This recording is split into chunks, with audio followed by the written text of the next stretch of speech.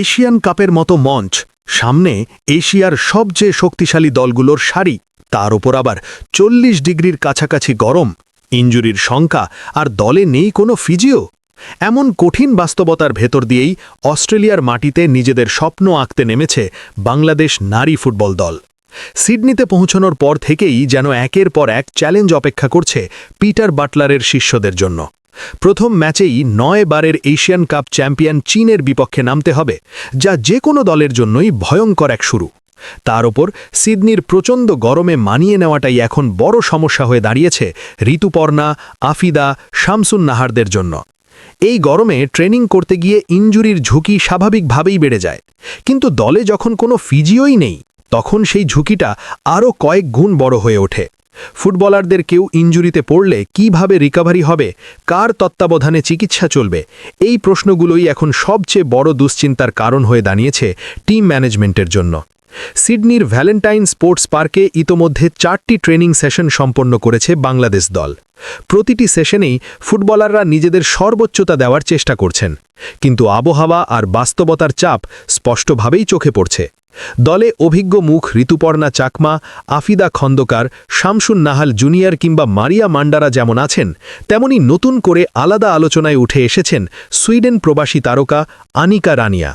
তার উপস্থিতি দলের মাঝমাঠে নতুন এক মাত্রা যোগ করেছে বলে মনে করছেন অনেকেই। তবে এসব ইতিবাচক দিকের মাঝেও বাস্তবতা নিয়ে কোনো বিভ্রান্তিতে যেতে চান না কোচ পিটার বাটলার। শুরু থেকেই তিনি মেয়েদের মানসিকভাবে প্রস্তুত করার দিকেই বেশি জোর দিচ্ছেন।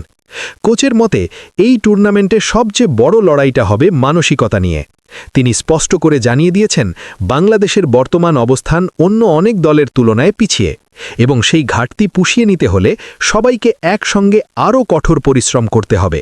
কোচ বলেন, ম্যাচের 2 অর্ধে সব ফুটবলারকে দেখার সুযোগ নিতে চান তিনি। কার ওপর কতটা চাপ দেওয়া যায়, কে কোন ভূমিকায় সবচেয়ে কার্যকর, এসব বিষয়ে ভাগ করে দেখবেন ম্যাচের মধ্য দিয়েই। 4টি ট্রেনিং সেশনের পর বাংলাদেশ দল এখন প্রস্তুত একটি গুরুত্বপূর্ণ প্র্যাকটিস ম্যাচ খেলতে। এই ম্যাচটিকেই নিজেদের শক্তি, দুর্বলতা এবং সম্ভাব্য কৌশল যাচাইয়ের সবচেয়ে বড় সুযোগ হিসেবে দেখছেন কোচ বাটলার।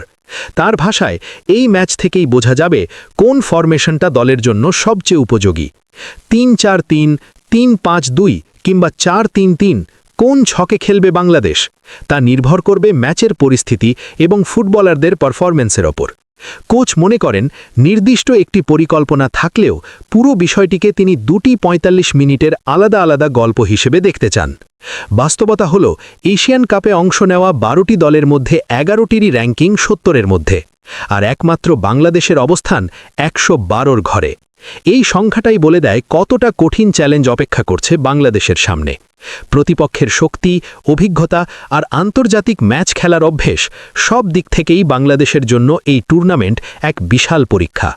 তবুও সময়ের সঙ্গে সঙ্গে ফুটবলাররা মানিয়ে নেবার চেষ্টা করছেন।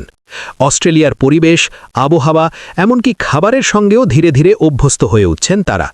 কোচ বাটলার জানিয়েছেন, এখানকার খাবারগুলো অ্যাথলিটদের কথা মাথায় রেখেই তৈরি করা, আর ফুটবলাররাও সেগুলো পছন্দ করছে। তার বিশ্বাস, সঠিক খাবার ও নিয়মিত ট্রেনিং ধীরে ধীরে দলের পারফরম্যান্সে ইতিবাচক প্রভাব ফেলবে। মার্চের প্রথম দিনেই শুরু হচ্ছে এশিয়ান কাপ। হাতে সময় আছে 1 সপ্তাহেরও কম। এই অল্প সময়ের মধ্যেই যতটা সম্ভব ট্যাকটিক্যাল প্রস্তুতি নেওয়ার চেষ্টা করবেন কোচ ও তার টিম। সবাই জানেন এই টুর্নামেন্ট বাংলাদেশের জন্য কতটা কঠিন হতে চলেছে, কিন্তু একই সঙ্গে এটাও সত্য, এই মঞ্চটাই হতে পারে ভবিষ্যতের জন্য সবচেয়ে বড় শেখার জায়গা। কঠিন বাস্তবতা, সীমাবদ্ধতা আর চ্যালেঞ্জের ভেতর দিয়েই যদি লড়াই চালিয়ে যাওয়া যায়, তাহলে হয়তো এই এশিয়ান কাপই বদলে দিতে পারে বাংলাদেশ নারী ফুটবলের আগামী দিনের গল্প।